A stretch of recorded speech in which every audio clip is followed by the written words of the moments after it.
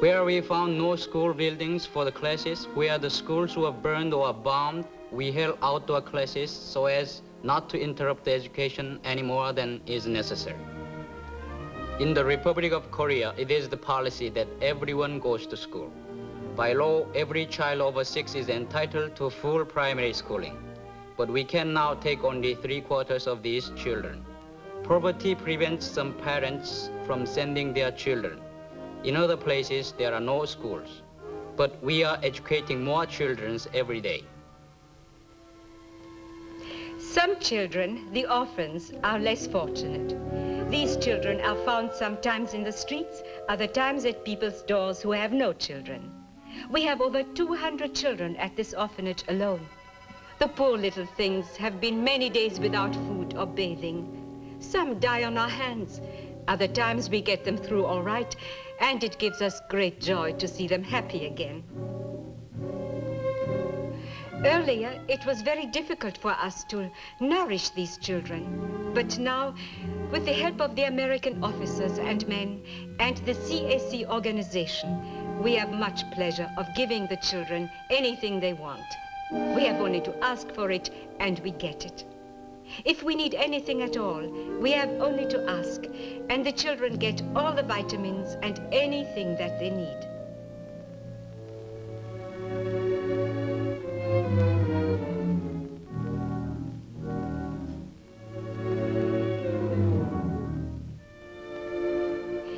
We are making the best efforts to make the children good citizens. But there are many, many of them who need support. And we do all we can. But with thousands of orphans in Seoul alone, there are thousands and thousands in all Korea. With God's help, we will help them to be happy children and one day good citizens.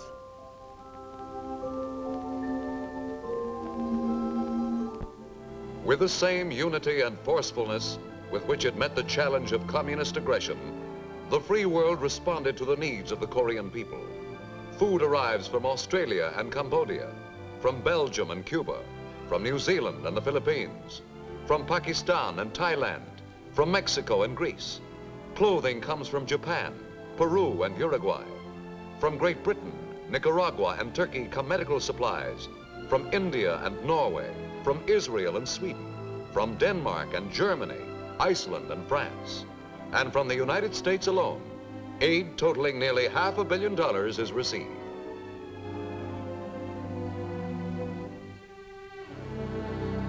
The list of public and private organizations, churches and veterans groups, private citizens and charities, which have come to the aid of these victims of war is equally long. To have done less, to have failed the Korean people in this, their second hour of need, would have been to allow defeat by neglect, where defeat by aggression was so determinedly denied.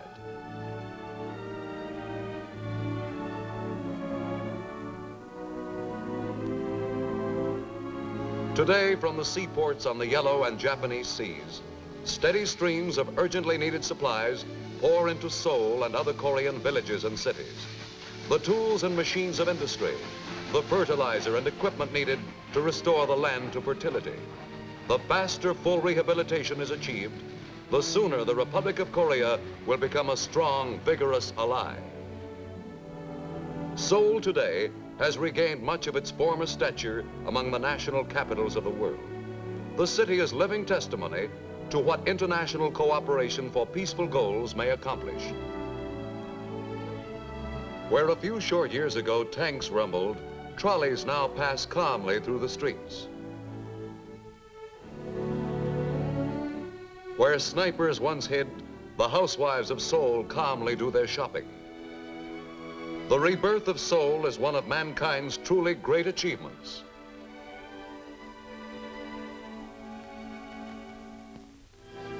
Yet the task of reviving Korea completely, or even of Seoul alone, is still far short of completion.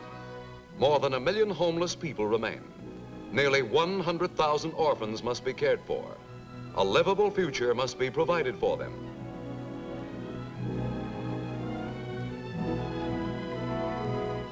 In the months since the first communist attack, The children of Korea have suffered much more than the rightful share of several lifetimes.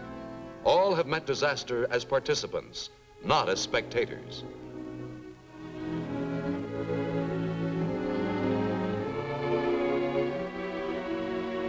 Yet their faith has conquered despair.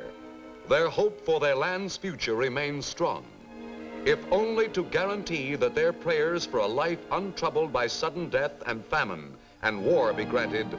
The free world's efforts in Korea will stand forever as noble ones.